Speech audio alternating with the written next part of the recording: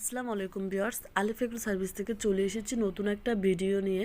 আমি আজকে আলোচনা করব সরগম সুদান ঘাসের বীজ নিয়ে। আপনারা যারা স্ক্রিনে ঘাসটি দেখতে পাচ্ছেন সেটা হচ্ছে সরগম সুদান ঘাস। পানি ও শীত সহনশীল একটি ঘাসের বীজ হচ্ছে সরগম সুদান ঘাসের বীজ। এটা পানি সহনশীল ও শীত সহনশীল। অনেক ঘাস হচ্ছে শীতে বাড়ে না, কিন্তু ইন্ডিয়ান হাইব্রিড সরগম সুদান ঘাসের বীজটা শীতে দ্রুত বর্ধনশীল একটি ঘাসের বীজ।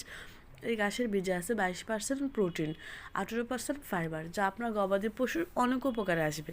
আপনার গবাদি পশুকে রোগ প্রতিরোধ ক্ষমতা থেকে বৃদ্ধি করবে, তার সাথে মোটা ও তাজা করে তুলবে। আর এই ঘাসের বীজের জার্মিনেশন পার্সেন্ট হচ্ছে 98%। আর এটা হচ্ছে মাল্টিকাট, যতবার কাটবেন ততবার হবে। পরবর্তী সময় আপনারা চাইলে বাড়তি ফলনের জন্য এই ঘাসের বীজ থেকে কাটিং বের করে অন্য জায়গায় রোপণ করতে পারবেন।